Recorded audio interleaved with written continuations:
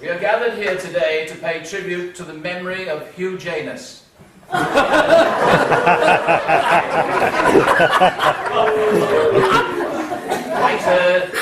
actor, and exotic pole dancer who met his end during an attempt to break the Guinness Book of Record for the free fall horizontal bungee jump across Port Phillip Head. What do we...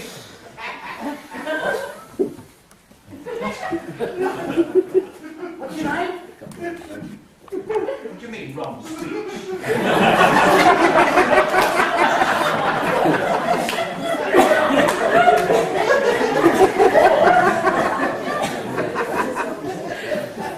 Alice who?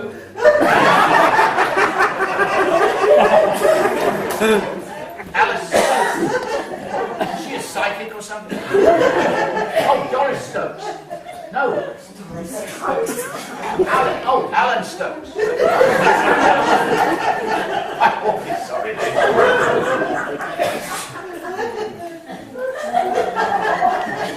Have you just arrived?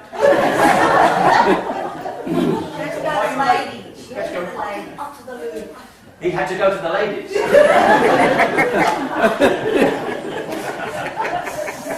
Strange happenings in Macedon, Alan.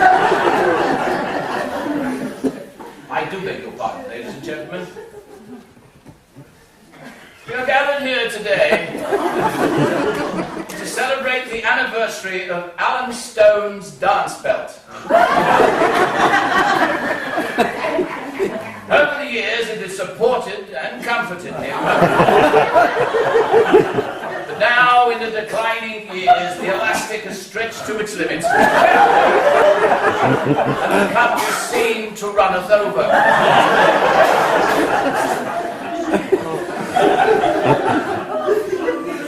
It so happens that this event coincides with Alan's 80th birthday.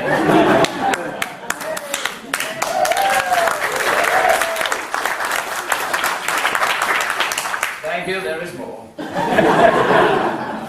Alan's been looking forward to this day. For the last 3 months, he's been saving up his breath to blow out the candles. Alan was born and named Alan Reginald Stone. The initials ARS.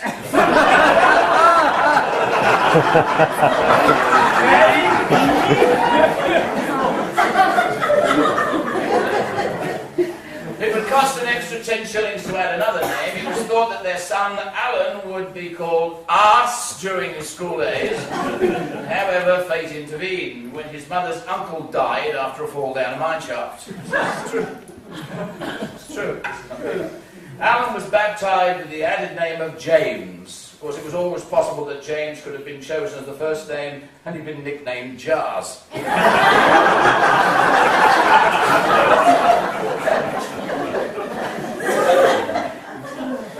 Showbiz called this young man who had a talent for dancing to enter the dazzling world of showbiz. He caused a sensation on his first professional engagement in Summer Casino, Monte Carlo, by splitting his pants. For the hard of hearing, splitting his pants.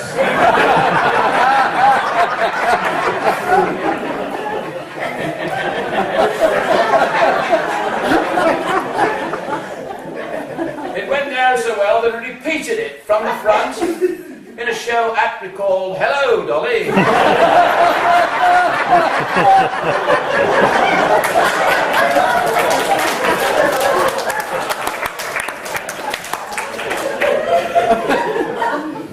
It wasn't long before his splitting derriere acts could be seen in many other well-known theatres. During a tour of No No Nanette, he accidentally showed Ronnie Corbett his crotch. I told you that wouldn't get a laugh. It was the swinging 60s and the height of sex, drugs and rock and roll. Alan auditioned for the job as assistant to Reynard Laspoon, the choreographer. His specialty was alternative dance. Alan was to learn a lot from Reynard, who was responsible for some of the groundbreaking breaking dance which Alan and other dancers performed in Form Hugging Black. doing evocative things with chairs, ladders, and planks of wood. At one stage, Alan did something with a deck chair that made Robert Helpman's eyes stand out like organ stops. Alan remarked that it was Helpman's own fault for standing so close.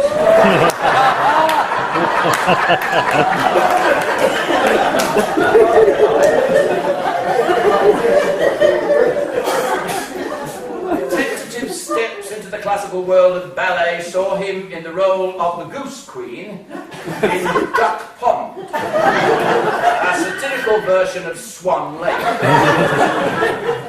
The scene opens when Prince Roderick, while out hunting duck, comes across a beautiful creature played by Alan. He mistakes the goose for a duck. Alan begins the dance of the dying goose. This inflames the desire of the prince, who whips out his crossbow and transfixes Alan with a magic barb.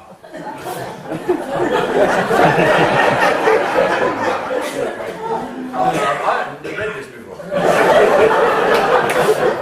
Flapping around the stage, the Goose Queen begins to die, beginning with an entrechat, followed by a pas de chat, and finally, grand allegro. He splits his tights and plunges into the pool. Prince Roderick, filled with remorse, plunges after the Goose Queen, and after a breathtaking pas de deux, they expire together.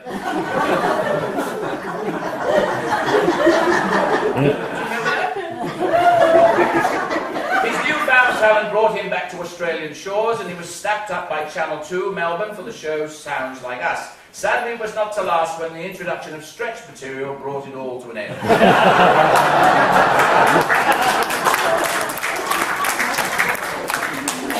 Always the optimist, Alan continued his career as a singer, working as an extra for the Sutherland Williamson Opera season. The director must have heard about Alan's early experience in tights and suggested he should take it up. Yeah, in theatre. Sorry, I have a mixed audience here. Some of them haven't even been to Sunbury.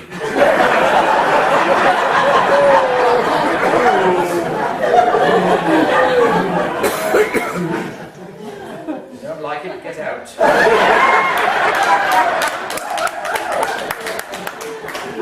It was Alan who was responsible for Joan Sutherland reaching F above top C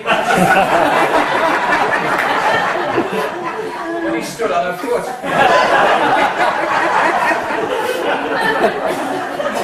Unfortunately, the F was not a note but an actual word.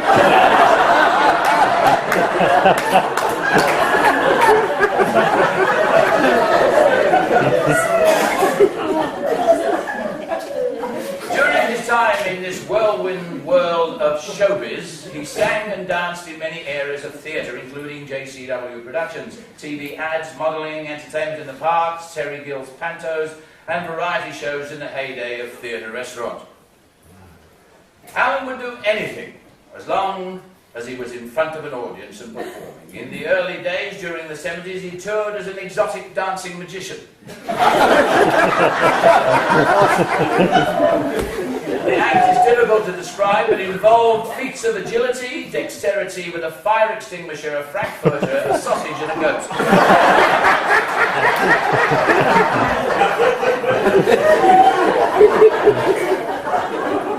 Alan is determined to keep acting for many years yet. He has no wish to sit around listening to the sound of his arteries hardening.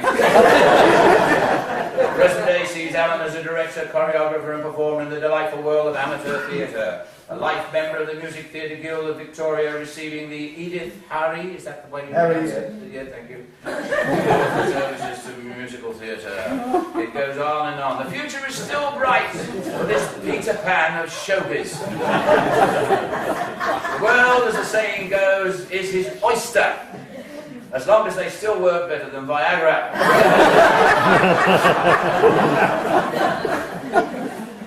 Ladies and gentlemen, could you please give a round of applause for the man of the moment tonight?